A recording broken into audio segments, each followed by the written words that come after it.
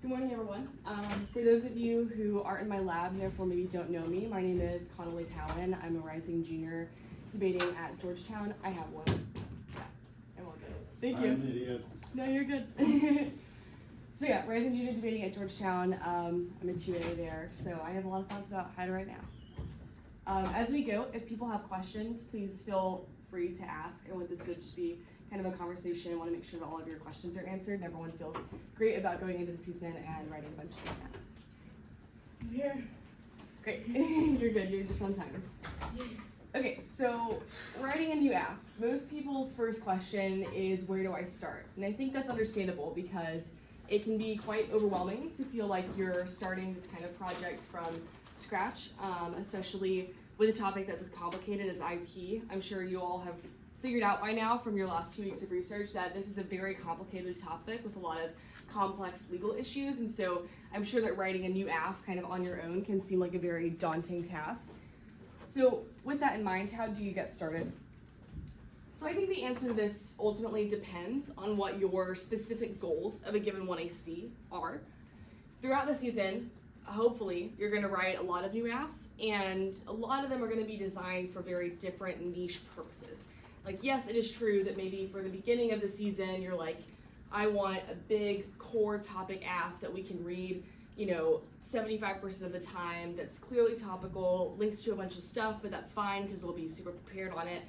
But that may not always be the case for every app that you want to write. So maybe you start with a very core topic app, and then you decide you want something that's smaller, more niche, maybe doesn't link to as many things, but maybe it's a little bit more questionably topical, and so that's kind of the strategic downside of having it be more niche. Maybe you have a specific argument or a specific team in mind. Let's say you're going to be debating a particular school and they like to go for the court clog disadvantage. That's like their bread and butter. Maybe you design a 1AC around beating that disadvantage, whether it's like designing it in a way that gets you offense against it, whether it's reading an app that just clearly doesn't link to it. Like, these are all the kinds of considerations that you want to take in mind when asking yourself, where should you start? Is your 1AC intended to beat the K, like specifically? Is this an app that you're like, I want to read this when I know the 2NR is going to be a K? Because that also brings some different implications. It means that some of the kinds of questions of that debate in advance are going to be different, and so you can prepare and design your 1AC around that. So ultimately, the real answer to where do I start is it depends, and you should come into writing an app with a very clear goal in mind, especially as the season goes on. Now, maybe at the beginning of the season, you're like, I just want to write something, and we'll figure the rest out later. That's fine. But as the season goes on, you're going to realize that there are strategic niches that you need affirmatives to fill, whether for a particular team, for a particular argument, for a particular style of debate. And so you should keep all of that in mind, and it should kind of shape the way you approach the process, because ultimately you want to kind of work outward from that goal. So if your goal is to beat a particular argument, you should figure out what is the most strategic way to beat that argument, and then build the 1AC outward from that. So how do you come up with ideas? The real answer is you need to be reading and researching a lot. And this is particularly true for IP, because I would bet that none of us in this room have spent a ton of time thinking about IP before this summer, right? Why would we? So you need to be doing a lot of reading, you need to be doing a lot of research. This stuff is not just going to come to you in a dream. You're not going to be sitting around one day and be like, man, you know what? I've got the best app idea. It's going to win 100% of its debates. Like, that's not going to happen. So instead, you need to be spending a lot of time doing research, digging into the weeds on these questions, and constantly kind of keeping an eye out for advocates. Because maybe it is that you're doing a completely separate research assignment, and you may come across an advocate that could be an app later in the season. Or maybe you come across a list of like problems in the literature that you can then kind of work backwards to find a solution to. Yeah. What is an advocate? So an advocate would be an article that is advocating for something. So it would be, if in a given 1AC, there's usually a card or two where the author is laying out, this is exactly what we should do to solve these problems. That's an advocate. So it's an article where an author has said, there are these problems in IP, and here is my precise proposed solution to solve those problems. So it's usually the thing that ends up becoming what the plan does. Yeah, good question. So yeah, you'll find these everywhere, and a lot of times you won't even be looking for them. And so when that happens, you should save them. The worst thing ever is to be like, man, found this advocate, it was really good, don't know where it is. And so you want to kind of keep track of those things. You should just have like a running document where you just throw links in there. Label the links. Do not just have a document of like 15 unlabeled links, right? That's not very usable. But just throw it in the document, keep track of it, because it may be that in September or in October, you don't really have a need for that particular type of affirmative, but later in the season you realize that's actually exactly what you need for a certain situation. So keep track of advocates, label them in a document, and keep them in mind. Map out the contours of the topic. So what I mean by this is, and I think that some of this has occurred in labs when we were kind of going through the process of vetting different affirmatives, but figure out what it is that the topic includes. What are the different categories of affs? I know there's the one definition that's like, it can be things like enforcement, or it can be things like infringement cases. And so kind of mapping out those contours and figuring out what are the different like categories of affs, what are the different kind of buckets that things fall into. And this is easier on some topics than it is on others. IP, once again, is pretty difficult, right? Because I would imagine that none of us have a great grasp on all of this stuff. We're still kind of learning and figuring it out. But I think as you do research and as you figure out what it is that the words and phrases in the resolution mean, kind of creating a map of yourself of these are the different categories of affs and these are the different types of affs that we could in theory write will help you as well, because then you can kind of think, okay, I want an aff that's in the enforcement area for a particular reason. What are the enforcement advocates that exist out there? And then you want to think strategically backwards from threatening neg arguments. So if it's true that you feel like the cap K is like really threatening on this topic, which it is a good argument on this topic, and maybe let's say your rival is like they're only going for the cap K. Think strategically backwards. What is the 2AR that you think is best against the cap K? How can you reverse engineer that into a 1AC that lets you give that 2AR to beat the cap K? So maybe that is rewiring a 1AC that's built around a really robust defense of innovation. Maybe it's building a 1AC that's like pretty anti-capitalist with the exception of IP, and you're going to go for 2AR. We agree with most of the alt except for IP, right? So like thinking strategically backwards, what is the 2AR you want to give? What is the 2AR that you think is best in this instance? And then how can you write a 1AC that allows you to give that 2AR?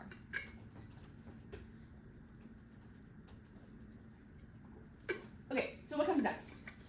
You have found an idea, and now it's time to like do some work with it. So I would say the first and most important thing is to survey the literature. So this involves more reading. You need to figure out like what are the reasons that people think this is a good idea. Is it just your advocate that you found that's saying it, or are other people saying it too? What are the reasons for why people think it's a bad idea? So a lot of times good ways to go about this is cited by feature, and Google Scholar is really helpful, because if you have like the original advocate for something, you can find the later people who have been added to that. You can find people who have written responses to it that think it's a bad idea. So I would say getting a good survey of the literature to kind of figure out what the lay of the land is, figure out, is there a bunch of neg literature and only a little bit of aff literature? Is the reverse true? How threatening are the negative objections to this idea? All of this is a really important step in your process. And again, here you should be saving things as you go. So as you come across other aff advocates, you should be saving them, putting them in the doc. You don't have to cut them as like round ready cards in order as you find them. That's probably pretty inefficient. But instead you want to kind of get a good lay of the land of the literature, figure out what people are talking about these things, what their thoughts are on them, and you want to save important aff and neg articles as you go. Now I say and neg articles. I know this is the how to write an aff lecture, but part of writing an aff is also helping your team produce the case neg to that aff, because ultimately, like, you may not be the only person who comes up with this idea, and there is no feeling in the world that it's worse than being neg against an aff that you wrote and not having a case neg, right? That's super silly. That should never happen. So as you're kind of doing this survey of the literature, saving neg links and articles and snippets to come back to you so that you can help your team produce a case neg as well is really important. But the really important part of all of this is just that you get a good understanding of what the literature says on these questions and why it is that people think this is a good or bad idea, so that you kind of can strategically map the debate in your head and have a good sense of how that debate is going to unfold. Any questions about this part? Okay, great. So what's after that? Eventually, you should have kind of a broad map of the app. So let's say you've gone through the process of strategically kind of mapping this out. You know that the advocate you found, people think it's a good idea because it lowers pharma prices, it boosts innovation to beat China, and maybe it boosts innovation to like solve environmental problems. You know, these are kind of the three big arguments that people make. Well, that's helpful because that lets you know these are the advantages that I can go ahead and readily produce. And so once you have this kind of general outline of the app, you want to start getting specific and like actually putting together a round-ready version of the 1AC. Now, I put round-ready in quotes because it's really easy to get hung up in this part of the process because you're like, okay, well, I have, 75% of a 1AC, but it's not perfect, so I'm gonna spend the next, 4 to 5 hours trying to find a better version of this one card. And like, that's a really easy rabbit hole to go down, but ultimately it's not super helpful. And instead you should think of this as just what is like the minimum sufficient 1AC that has all of the parts, even if some of them aren't great, even if there are changes I know I need to make later, that's fine, you have time. The important thing is to get a 1AC out there and a 1AC done so that you've confirmed to yourself that you have an advocate that's reverse causal, you have reverse causal internal links to the advantages that you would like, and you have the kind of core bones of what could be a very good 1AC.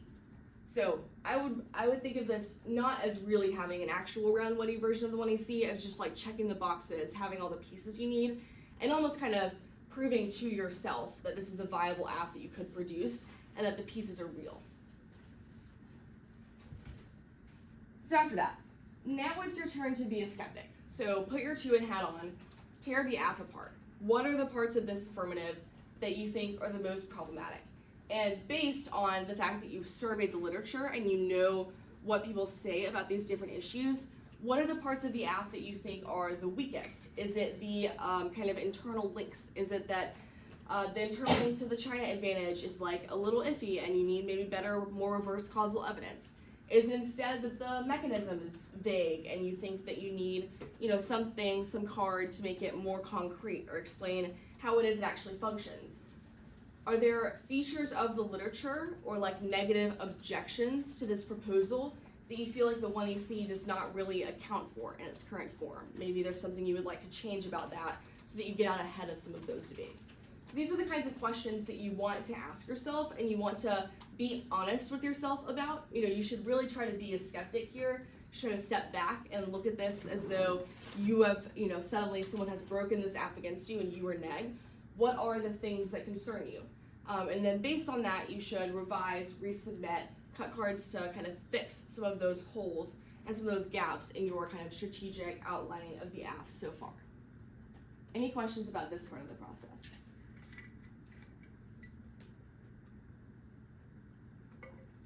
This is also a really great place to involve your 2N. So a lot of times people think of, app and neg research assignments as like the 2A does the app things, the 2N does the neg things. And largely that division is useful and it's generally true, but your 2N should be very involved in the process of you writing an app. And there are several reasons for this. One is like, they have to give a 1AR, so they need to understand it, they need to know it. It's a hard speech to give, and it's only going to be made harder if they don't have a mastery of the app in their own right.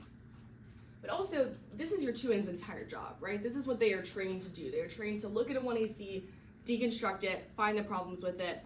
And so they can do that for you, and you can kind of collaborate and bounce ideas off of each other to help refine the 1AC and figure out the strategic problems. And I think that that process is really useful and is a really important part of producing an app. This should not be something that you just do by yourself, but instead you should feel comfortable looping in other members of your team, getting them to look at it, right? Because sometimes there are things that you're going to be so deep in this app that you may not be able to kind of see the big picture or see certain flaws with it that someone with a fresh set of eyes might be able to see for you. Okay, so your 1AC is like quote unquote complete. Obviously we're going to do some revision later, but you have kind of a proof of product that this is an app that could be viable and that could be good. Now what do you do? So now it's time to answer the negs answers. Ideally, and really crucially, you should have been thinking about this part all along, right? We surveyed the literature first. We got a good sense of why it is that people propose this, why it is that it hasn't happened yet, why it is that people object to it. And so you hopefully have had all of that in mind as you've been producing the 1AC up until this point. But now it's time to make that more concrete and produce the associated evidence that you need to go with that. So you should start with the 2 NRs that you think are the scariest. So ask yourself, ask your 2N, if we were negged against this aff, what is the 2 NR we would want to give? What would our kind of second choice 2 NR be? What would our third choice 2 NR be? And why are those the choices that we're making? Is it that this aff doesn't really do anything, and therefore we think that the 2 NR is probably going to have to be the K of some kind? Is it that this aff links really hard to the core clog disadvantage, or maybe it's like questionably solved by sui generis? Like, what are the things that you think are the most threatening? And you should start with those. And a lot of times that may inform changes to the 1AC. So if you figure out that the current iteration of the aff that you have is probably solved by like a smart version of the sui generis counterplan, then maybe we need to kind of take a step backward. What is it that we can change about this 1AC to make it not solvable by sui generis, or make that version of the counterplan harder for the negative to arrive at, so that we can read this for a couple of debates before the neg would have time to figure that out. And so figuring out what those kind of scary, threatening arguments are will then inform the changes that you make to the 1AC. I'm going to go ahead and add here that sometimes affs don't survive, and that's okay. There is always a chance that you're going to get a little ways into the aff process, and you're going to realize that there is some kind of strategic gap in this aff that cannot be fixed. Maybe it's true that sui generis solves it, and there's no way around that. And that's okay, and you need to be comfortable letting that be the case and recognizing that's true and moving on. It's very sad, it sucks, but sometimes the best thing is for you to recognize that this aff is not going to survive, and that's okay. And you still have gotten a lot out of that because your survey of the literature has let you understand more about IP and about the topic. You also hopefully have figured out what is the strategic flaw with this aff, and let's produce that so that if we're ever neck against this aff, we have a headshot, right? That's all great. So you're still getting things out of the process, but I would say it's important not to be like, well, I've sunk a bunch of hours into this, so even though I know it's going to immediately fold the sui generis counterplan, I gotta produce it anyways. No, wrong. So it's okay to let things die. So as you're doing this process, if you realize there are changes you can make to account for neg arguments, great, and if there aren't, that's okay too. So start with the 2 NRs that are scariest, then do the 2 NRs that are less scary but do exist, right? We want to cover all of our bases. For all of this, you should be thinking 2AR backwards. So if any of you were at my 2AC lecture, I talked about this a lot, but really the kind of key to good aff debating is realizing that the 2AR is the speech that matters. It is the 2 NR versus the 2AR. Everything up until the 2AR does not matter unless it makes it into the 2AR. So the questions you should be asking yourself are, what is kind of the ideal version of this 2AR against this particular argument with this aff, and how can I set that up in the 2AC or set that up even in the 1AC? So you want to be thinking 2AR backwards. The kinds of things that can inform what it means to think 2AR backwards include things like, what is the state of the literature on this question, this debate? I've surveyed it, I've read a bunch of articles, I've saved a bunch of snippets on both sides. What is kind of the general consensus of the reason that maybe this objection to the plan doesn't actually make sense, or the reason that our particular version of this 1AC beats that argument? So think about the state of the literature, think about the ways that you've designed the aff, and figure out what is the most strategic and ideal 2AR, and then how can I reverse engineer that? What pieces do I need to produce to have earlier in the debate so that it can all make its way into the 2AR? Okay, so your 1AC is now complete. What do we do now? We've kind of thought about some neg answers, we've done some of those things. We want to get more specific. So the first thing that we want to think about is answering counterplans. I say the first thing. It doesn't really matter what order you do these in. But one thing we want to think about is answering counterplans. So what are the core parts of the aff is an important question. What is it that the plan does? What are the kind of subcomponents of what the plan does? And why is it true that each of those pieces is necessary and sufficient? Do you have offense in favor of each thing the plan does? So in my lab, we talked about this in the context of an aff that we ended up not producing, but we talked about an aff called the Prevail Act. And the Prevail Act is a proposed legislation that does, I think, a total of 8 things in the actual draft of the bill. And so in our lab, we had a pretty extensive conversation about if we were to produce this aff, what parts of the Prevail Act would we want to include in the plan, and why would we make each and every one of those decisions. And so the important thing for this is figuring out, here are the kind of harms that we think this app needs to solve. What things are necessary to solve that? Is it true that just part 1 of 8 of the Prevail Act would solve all of those things? Probably not, right? In this case, the answer to that was no. Instead, we figured out we need at least the first 4 parts. And then the question was, is that sufficient? You know, each of those is necessary. Are they all sufficient? And so the conclusion that we kind of reached based on that was that if we were to produce this app, we would have the plan do 4 out of the 8 parts, because the other parts neither necessary nor sufficient. And so that's the kind of, those are the questions that you need to be asking yourself and figuring out what it is that the plan does.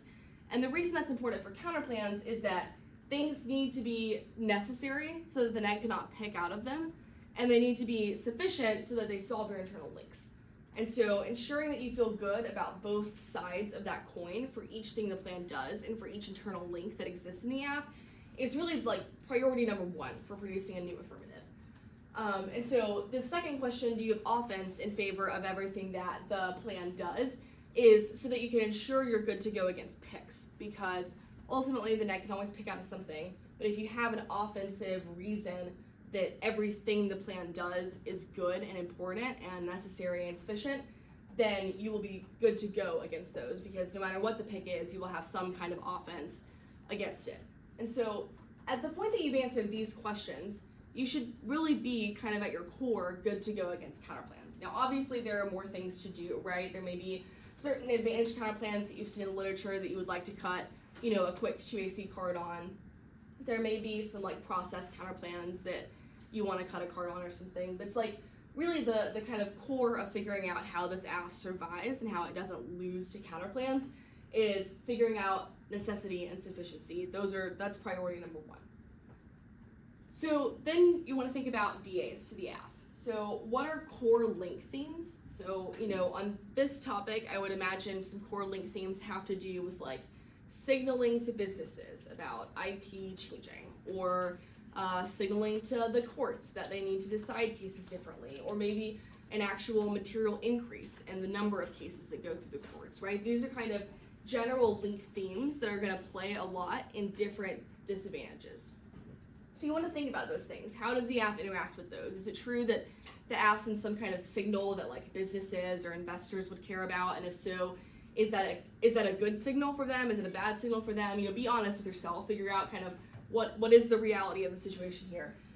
Is it true that the app would result in an influx of litigation, either directly or as a result of the perception of the plan?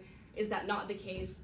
So kind of figuring out these core link themes and ensuring that you're good to go and you're set up against all of them is useful, because it means no matter what the DA is, you've kind of thought about the arguments that could be at play there, and you're ready to leverage those against whatever the actual formulation of the DA is. And then what elements can you build into the app that beats core topic DAs? So is there some part of your mechanism that can account for clog? Is there some part of your mechanism that maybe will reduce concern for investors and like make them feel better? Maybe the premise of the 1AC is that the plan is actually really good for investment, and that's your answer to that genre of link, right? So thinking through what elements you can build into the 1AC itself to ensure that you're already set up against those disadvantages. So you want to do the same thing for critiques. So these are important questions to ask yourself as you're preparing to beat case. So the first, of course, is, do you have a defense of what the plan does? Hopefully by this stage of the process, the answer is yes, right? You've thought about a bunch of reasons the plan is good, you've mapped them out, you've got a whole 1AC about it. Do you have a defense of the way that you've justified it? So that is a little bit of a different question. So it may be true that the plan would result in an increase in technological innovation, and that according to your evidence, that means we win the tech race with China. You can be 100% certain that that is the case. That doesn't really answer the question of, is that a good way to justify the plan? Is it good to make decisions about policy on the basis of beating China, right? Is that a good way to approach policymaking? Is that a good way to think about the technological competition or whatever you want to call it with China? Those are separate questions. So you need to feel good that you have a defense of what the plan does, that the actual outcome of the plan would be good, but you also need to be certain that you have a defense of presenting it that way, a defense of justifying it in those terms, right? Because a lot of times the K team is not going to be like, well, it's fine if we lose to China. Sometimes they will say that. But a lot of times instead, they're going to be like, not really a question of the outcome of the tech race. Instead, our argument is that it is bad for you to have said we should do this to beat China. And like thinking about it in those terms, talking about it in those terms is the problem. And it's not really about whether the plan is materially good or bad, but instead the justifications that you have forwarded. Yes, it's true that some way to deal with these arguments is framework, but like framework, you don't get to do that, is a little fraught. And instead, I think it's important that you recognize that there may be debates where the best 2AR is not framework, or where you're going to lose the framework debate. And so instead, making sure that you can afford to lose the framework debate and still win because you thought about why it is that justifying the AF in the way that you have is good, and you're ready to give a 2AR that is just, we're conceding framework, but we've justified this in a way that's good, and that is what the 2AR is about. And the last thing is, do you have a defense of the way that you've represented it? This is related, although different than justifications, and so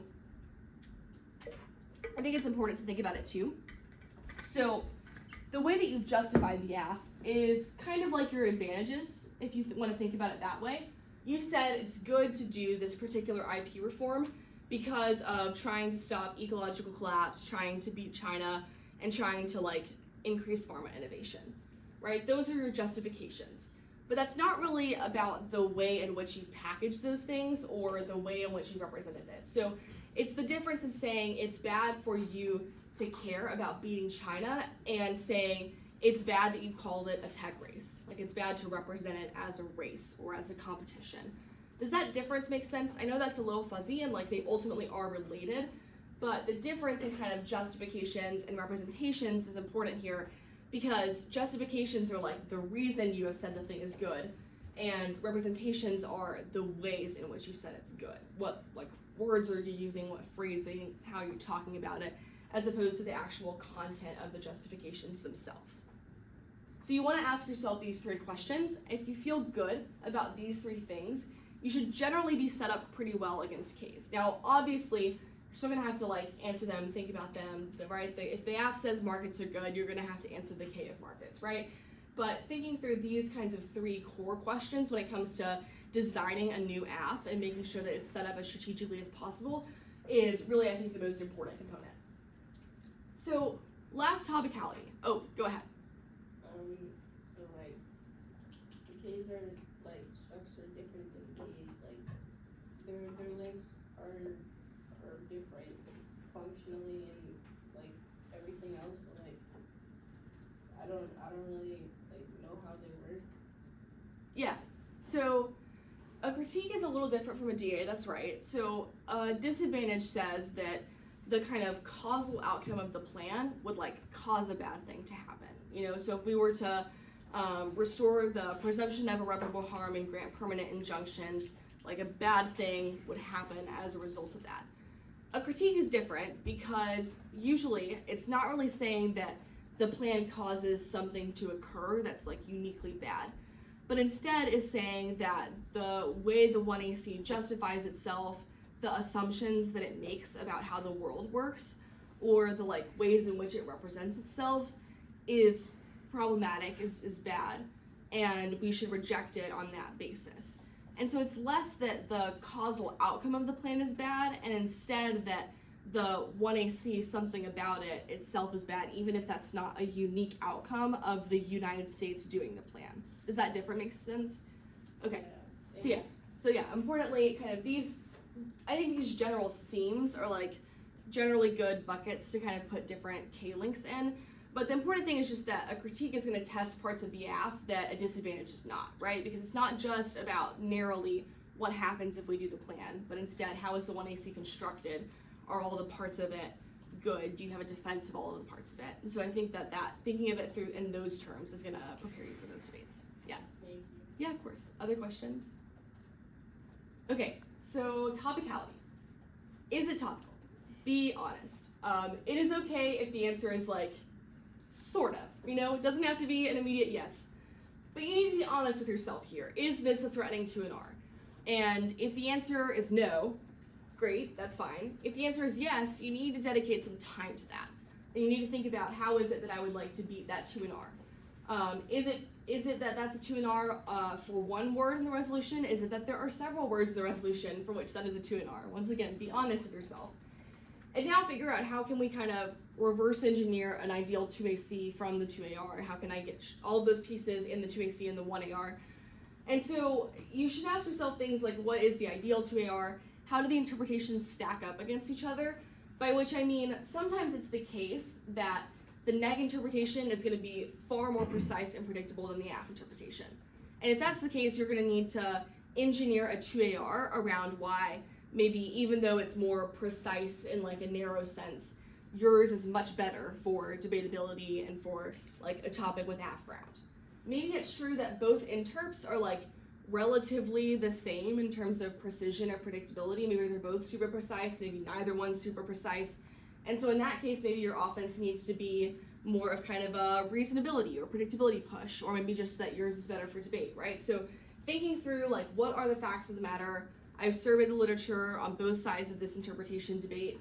How do these stack up, and what do I need to do strategically in light of that? And then work backwards. So if you know that your 2AR is going to be a big push about aff ground being the most important thing, then the 2AC should like dedicate some time to that, right? The 1AR should have some time to that. And so working backwards, figuring out what are the pieces you need earlier in the debate. Do I need cards other than just my interpretation? Do I want to read a card about aff ground on this topic? Like those are the kinds of questions that you want to ask yourself in light of knowing how the interps stack up on both sides. This is another place where the fact that you've been in the weeds doing a bunch of research is ultimately really important for you so that you know kind of what decisions you need to make in light of that. Can someone tell me what time it is? 9:30. Okay. So the aff is like generally cut, right? You've got all the pieces that you think you might need. How do you prep an aff?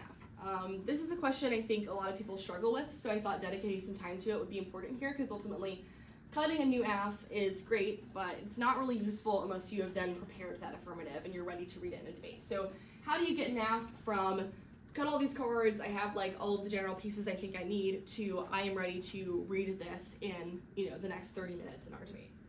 So first, DAs, I think thinking about DA prep in like a few buckets. The first is kind of a general 2AC toolkit, and so this kind of comes from some of the questions we talked about earlier, like thinking through what are key link themes on this topic and what is our aff response to those.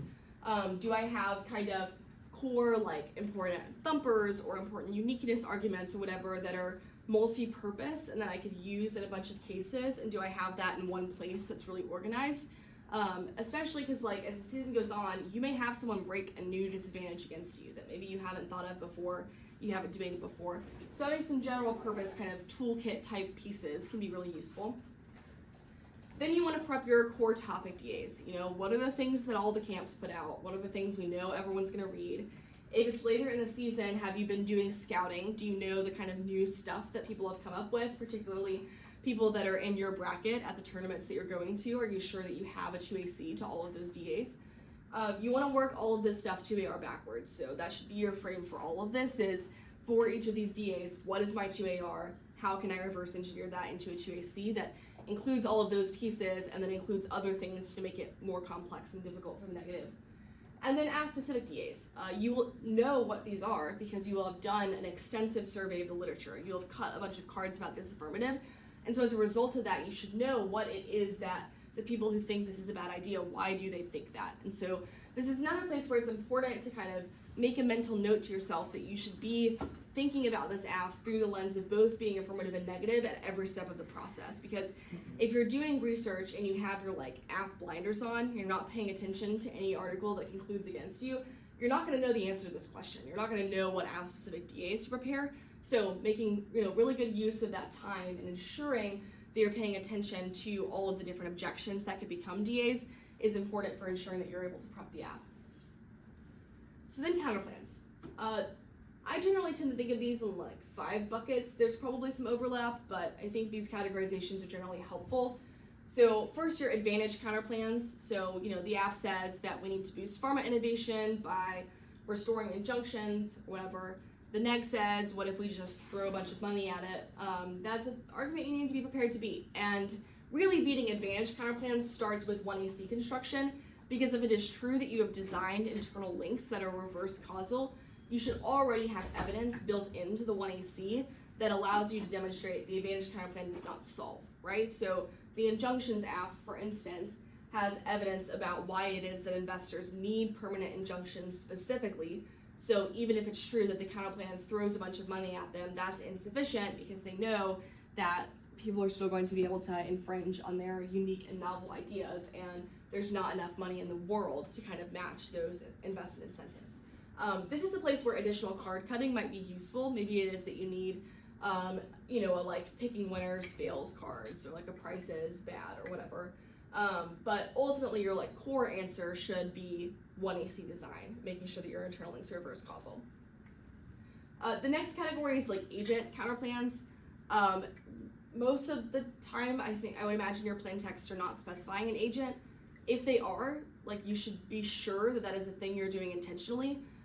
In our lab, we have a saying, do things for reasons, and I think that's actually really important to constructing an app and writing an app, which is, each decision that you make about what goes in the 1AC, about what the plan does, about the way the plan is written, you should do those things for reasons.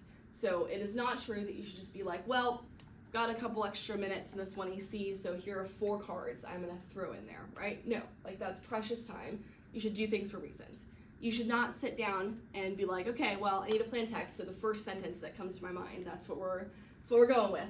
No, you need to do things for reasons. So pick those words carefully. If there's an agent in the plan text, you need to feel confident winning that that agent is key, that agent is good, that you have an offensive defense or an offensive defense of it, because otherwise you are asking to lose to an agent counterplan. Yeah. What's an agent?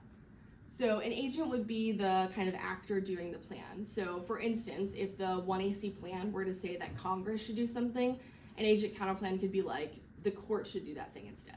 Yeah. So most of the 1ACs that you encounter are just gonna say the United States federal government. And so those kind of debates look a little bit different, but occasionally you'll have an app that says the court should do a thing, or that accidentally says that. So I know one of the early drafts of an app in our lab used, I think, the language of like overturn or rule or verbs like that. It's like it didn't say the court, but it conveys the court. So these are things to think about as well. Is it true your plan text is binding you to an agent, and is that a choice that you want to make and are prepared to defend? So then certainty counterplans. Certainty and process, there's like some overlap, but I tend to kind of separate them out in my own head. Certainty counterplans is like counterplans that compete off of certainty. I'm sure we've all seen these debates. It's like, well, the counterplan recommends the plan, so it may or may not do the plan, but the plan will happen, but the counterplan doesn't do the plan because it's uncertain, right? This is a bucket of counterplans that people really like. If you're reading this app, if you're like breaking it new for the first time, the likelihood that you're going to debate some kind of counterplan that competes off of certainty skyrockets a bit, right? It's probably pretty likely that the negative team is going to be like, well, guess it's time to pull out the old recommendations file. So you want to be prepared for that genre of counterplan. And one good way to do that is kind of think about how can I use 1AC advantages as offense against the counterplan. So do you have inbuilt reasons in the 1AC why the process being uncertain might be bad? Maybe that freaks out investors. Maybe they're like, well, we aren't sure about this, the counterplan is super uncertain, it's a weird and murky legal process, and therefore we're unwilling to invest in pharma or whatever it is. Maybe it's true that instead the fact that the counterplan is not fiated means there's no way it happens. Maybe you have some cards that are like, everyone hates the app and no one would ever do it, and so even if the counterplan recommends it, there's no way, fiat is key.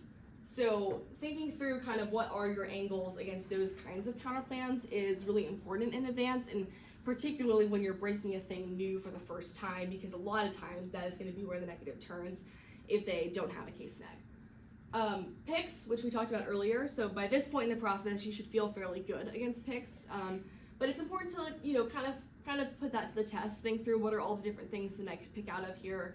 Do I have good offense in the 1AC that connects very directly to the types of deficits that I would make against this pick, or do I need something else? Do I need to maybe cut an add-on that I can read if the neg reads a particular pick?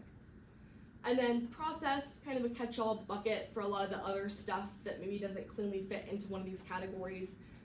So, have like the government do some weird thing, or have the president campaign in favor of the plan and then Congress do it, or have it get filibustered and the Senate, I don't know, do whatever the Senate does, right? It's like these weird things. Have you thought about that genre of counterplan? Are you prepared to kind of exploit the fact that that's a really weird process? And I guess I think sui generis, like maybe on this topic, deserves a category of its own because it kind of is its own animal. So I would add that to this list. You should feel confident with why it is that counterplan does not solve the aff. For a lot of affs on this topic, it probably doesn't, right? But you should ask yourself, like, what is the smartest, most sophisticated version of sui generis that one could write against this affirmative? Like, even if it's true that the counterplan, like, create a sui generis category for X thing or whatever, doesn't beat the aff, is there a smarter, more nuanced way that the neg could apply that set of arguments? Because ultimately, like, the cards on that stuff, they're gonna get debatified, right? It's like the authors are not really writing about these things in these terms, but they say the right things, and the neg is always going to be able to construe it as the smartest, most sophisticated version that is the most threatening to the aff. So you need to have figured out in advance what is the version of this counterplan that I am most afraid of, and if you're prepared to beat that version, you will also be prepared to beat the version that's just like, generic, vanilla, sui generis. Any questions about this? Okay. Actually, I have another thing I want to add. So, another thing I would like to add for the process of preparing an aff is that you want to have thought 2AR backwards, and you want to have figured out, like, what are all the pieces I need for each of these arguments, and where am I reading them? So, maybe it's true that you have a core argument that you know is going to be, like, the top of the 2AR. You've put that in the 2AC, you're reading your best card on it there. But the neg answer to that argument is pretty good. Have you thought about what the 1AR's answer to their answer is going to be? Have you cut cards on that? Do you have those organized? Do you have a package of 1AR cards that you're ready to read on those questions? So it's not just thinking about this as, do I have a 2AC block? But instead, have I decided in advance what my plan A 2AR strategy is? And do I have all the pieces in place? So I think thinking of this as like a package of 1AR cards is useful because, it's never the case that you're going to be able to read all of the evidence you might want on an issue in the 2AC. So instead, you want to read your best card, the card that gets to kind of the core of the argument in the 2AC, and then figure out, are there associated kind of uniqueness pieces that I need the 1AR to read to kind of set up? Are there answers to the likely block answers that I know they're going to make, and therefore I want the 1AR to read a card on? And do you have those cards ready and assembled in a way that's very modularized and easy for you to pull and get together? So, don't think of this just as I must, check off the list that I have a 2AC block to all of these things, but instead as I need to have thought through all of these genres of arguments, and I need to have constructed a 2AC block, but also constructed 1AR packages of cards that ensure I have every piece that I would need for this 2AR. The last thing I'll note too is that all of this stuff should be fairly modularized. So like, you should not have just one 2AC, AT, Econ DA, right? Because Econ DA includes a bunch of different stuff, right? There's a lot that goes into that. And so instead, maybe it's true that you have kind of a core stem that you read against any of those general themes, but you have, AT like investor confidence link, or AT a perception link, or, all of the different like nuanced things that 1NC can include. So it's not simply just, I've checked the box on all of these lists of things, but instead that you thought them in detail and that you have kind of a modularized set of options and set of evidence to read. Okay, so the last thing is, how do we practice an aff? So you want to practice 2ACs on the case. I think this is the part that oftentimes people have like the hardest time with because you do not have a ton of time. I'm sure we've all given a 2AC where we've looked down and been like, well, I'm on advantage 2 and I've got 4 minutes left, so this is, going real well, right? So we want to avoid that happening. The way to do that is to practice it. There is no better way to get fluid and confident and efficient on your 2AC on case than to just do it a bunch of times. So when you have your kind of round ready 1AC, then you want to construct 1NCs for yourself against that. Vary your arguments on the case. So maybe it's true, maybe like there's one version of this where the 1NC on the case has defense to every single part of both advantages. maybe the next one you do is all of that, but you've flipped the order around a bunch so that it's kind of out of order and a little more confusing, and you've got to figure out how to adapt to that. Maybe you want to throw in some case turns in there so that you practice kind of mixing or answering a mix of defense and offense. So you want to give yourself a bunch of options. You want to do this in a bunch of different formats. You can also get your 2N to do this. This is good practice for them. And it's also a good test of, do we have a case neg to this app that is sophisticated enough that we're ready to beat it should we debate it? So practice 2 ACs on the case. You can do that just as its own thing. I would recommend a lot of times make that part of your daily speaking drills routine. If you have an app that you're in the process of getting ready for a tournament, do your speaking drills and then do a 2 AC on the case just every day. Get fluid, get really fluent with the app. And then, looping your 2Ns too, also really important, also very helpful. And then you also want to practice full 2 ACs. So 2 ACs on the case, very challenging, require a lot of you. Full 2 ACs, even more challenging, require even more of you. And so practicing full 2 ACs against different types of 1NCs is important because it's a good way to test out your blocks. Are you actually ready and prepared for each of the things that you could debate? Have you figured out time management with this app? Have you figured out what arguments are important, what arguments are less important? And are you ready to kind of make those in the moment decisions in the debate where you break this app if the 1NC is really, massive and you have a lot to cover? And then practice 2 ARs versus the most threatening 2 NRs. Maybe you want to do a mini debate with your 2N on this app. That's a really useful exercise.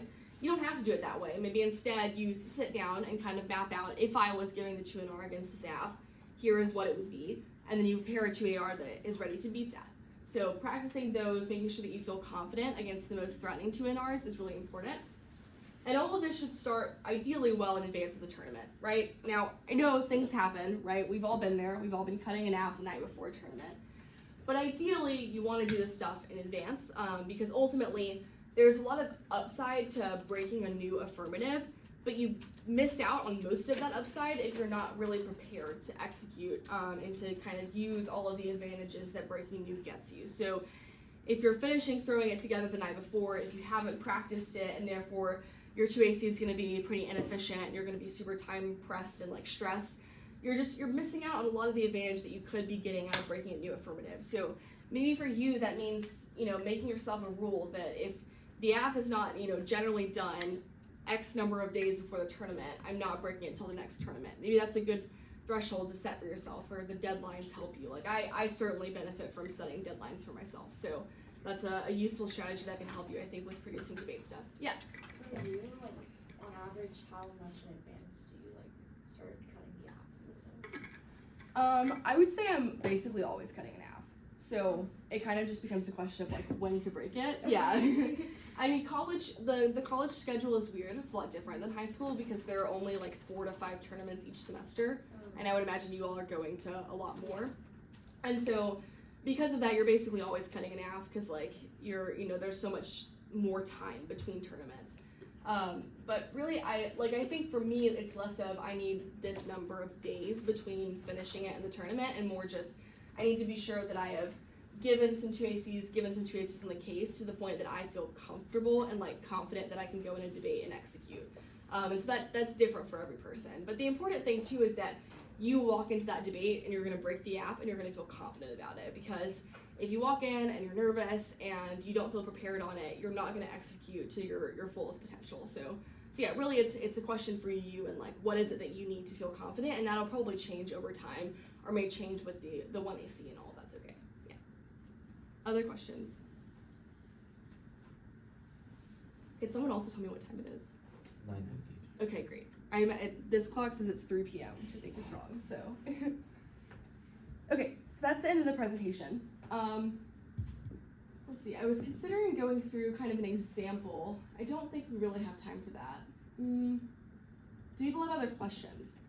I want to make sure that I leave time for those. Yeah.